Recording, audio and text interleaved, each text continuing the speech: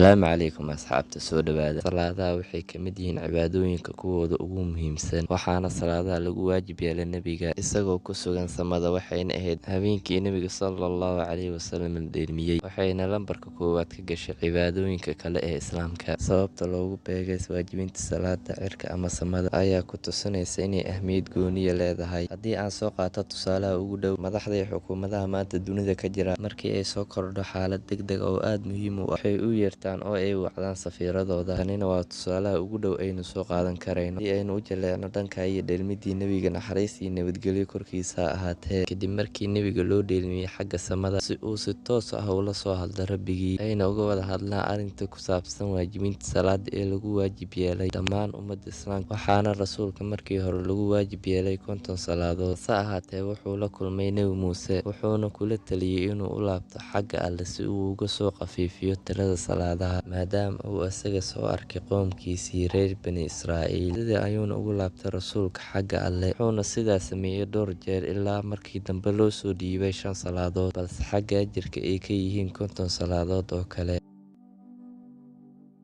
bal aynu mar kale u jaleecno dhanka iyo sujuudu sahwiga. Qofkii aan garanayn sujuudu sahwiga, waa 2 sujuud uu alle inoo sharciyeeyey si loogu kabo gefka ka dhaca inta qofka uu dukanayo salaad. Haddaba goorma ayay bannaan tahay sujuudu sahwiga? Haddii uu shaki ka galo tirada ragcooyinka uu dukado, qofka wuxuu ka qaadanayaa inta uu hubo oo tirada yar, wuxuuna sujuudayaa sujuudu sahwi. Hadduu qofka ka tago waajib ka mid ah waajibyada salaada sida tashahudka hore oo kale, hilmaansho aawadeed, wuxuu markaas sujuudayaa sujuudu sahwi. Haddii qofka salaada dukanaya uu ku kordhiyo rukuuc ama sujuud hilmaam dartii, wuxuu sujuudayaa sujuudu sahwi. markay wax ka nusqaamaan tiirarka, waxaa waajib ku ah inuu la yimaado tiirka naaquska ah, wuxuuna sujuudayaa sujuudu sahwi. sujuudu sahwiga waxay leedahay 2 waqti oo qofka sujuudi karo midda uu doono. kadib markuu qofka salaamo naqsado salaada, wuxuuna sujuudayaa 2 mar, mar kale ayuuna salaamo naqsanayaa. tan labaad, salaanta ka hor iyo kadib tashahudka dambe wuxuu sujuudayaa sujuudu sahwi, kadibna wuu salaamo naqsanayaa. Haddii aynu isku dayno inaanu soo qaadano waxyaalaha aan ku habboonayn in lagu sameeyo salaada gudaheeda, nasiib xumo ay dadka badiba sameeyaan, waana acmaasha naaqusisa ajirka salaada oona tagsiisa khushuuca salaada iyo heybadeeda.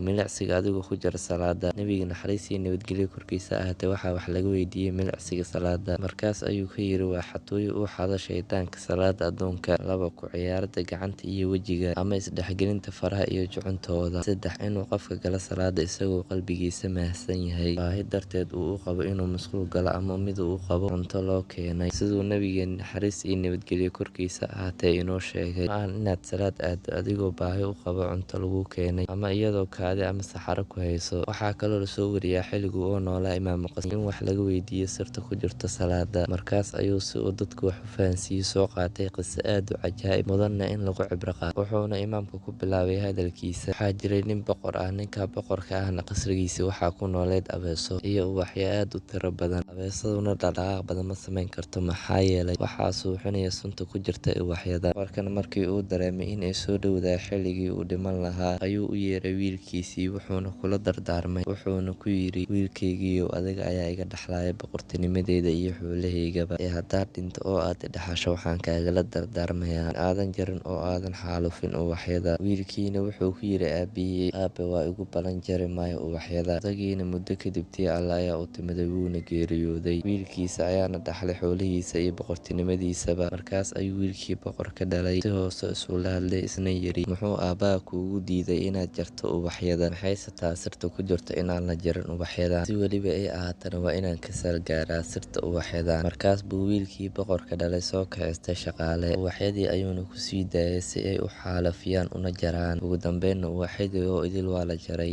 ubaxyadii oo idil la jaray ayuu wiilkii wuxuu guda galay inuu ku fadhiistay kursigiisii. abeesadiina iyadoo markii horeba suuxsaneed intay soo naaxday, ayay soo gashay qasriga ilaa ay uga timaado qasriga wiilka uu ku jiray, kadibna waxay kaga dhigtay lugta. markaas ayuuna yidhi: hadda ayaan gartay sirta ku jirta in ubaxyada la sii daayo oo aan la jarin. sirta ku jirtana in ubaxyada la sii daayo waxay ahayd, ubaxyada waxay suuxinayeen abeesada. markaas ayuu imaamka ku yidhi: su-aashii aad weydiiseen oo ku saabsaneed salaadan, jawaabtii waa sidaan. qofka wuxuu salaada kaga badbaadaya badbaadayaa cadaabul qabriga. Kii salaad u dukada siduu Alle subxaanahu watacaala doonayo, qofkaas wuxuu kaga badbaadayaa cadaabul qabriga. Balse haddii ay salaada agtaadu ka tahay waa la dukadaa ee adigana iska duko, laga aqbali maayo, aqbal bay iska daayay. Salaada ayaaba ku habaaraysa, waxayna salaada kugu habaaraysaa sidaa ii dayacday Allah kuu dayaco ilaa qiyaamo saaca. Balse haddii aad dukato sida uu rasuulka sallallahu calayhi wasallam u dukan jiray, salaada ayaa kugu ducaynaysa, waxayna ku dhahaysaa Allah kuwa xafido sidaad ii xafid. Allah nagu daro kuwa xifdiya salaada.